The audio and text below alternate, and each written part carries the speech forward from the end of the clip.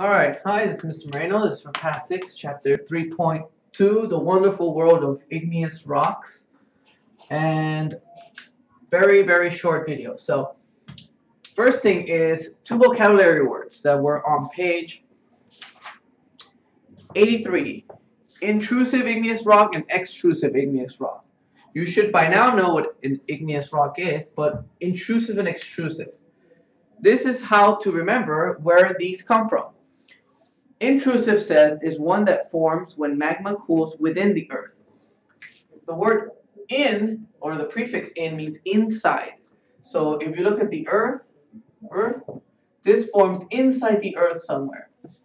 And extrusive is one that forms outside the earth, maybe out here after the volcano erupts. The lava cools down and forms a rock. Why is this important? Well, here, once the lava comes out from the volcano, it cools down very quickly. Whereas here, if, for example, the lava goes here where there's no lava, it cools down slowly. So the speed at which these rocks cool down is very important. But you might not understand why. So let's look at this, the nature of matter. We said before that everything you've ever seen is called matter, and it comes in atoms, which we can think of like balls. They're like balls of matter just moving around.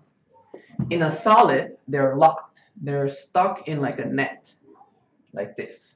And last time I used this picture to represent. These are like the holes in matter. These holes. Because even though it's a solid, there are holes.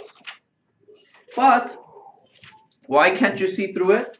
Well, they're in every which order. The holes are blocked because there are millions and millions of atoms, right?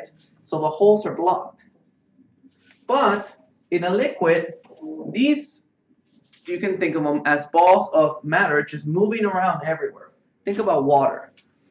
Water doesn't stay together. It flows around in every direction. So this one's going this way. These are arrows. That one's going this way. This one's going this way. They're moving in any direction they want. So you can imagine that a liquid turns into a solid. If we freeze this right away, there's no order. It's all over the place.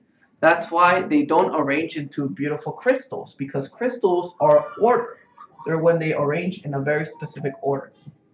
So that's what's happening here. That's why crystals don't form, or very big crystals don't form. But here, the process is very slow.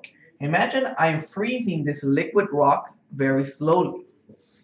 So these are flowing all over the place. These are balls of matter. But if I start freezing them very slowly, it's kind of like if you've ever taken one of those, I don't know what you call them, but you take it to the beach. It has lots of itty bitty holes, and you can find things in the sand.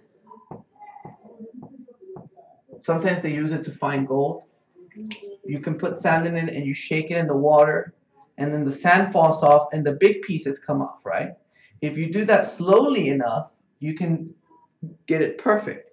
It's the same idea. If this cools down slowly enough, it arranges to a perfect crystal that you can see through. That's why crystals are see-through, because they are arranged in this order, one on top of another. So this hole, you can still see it, even if there are so many of them. And that is why the speed, if you do this in a very slow speed, not just freeze this right away. If I freeze this very slowly, it starts arranging in a nice crystal pattern. And remember, a crystal is a perfect pattern like this, but in 3 dimensions. So this way, and out of the board into you.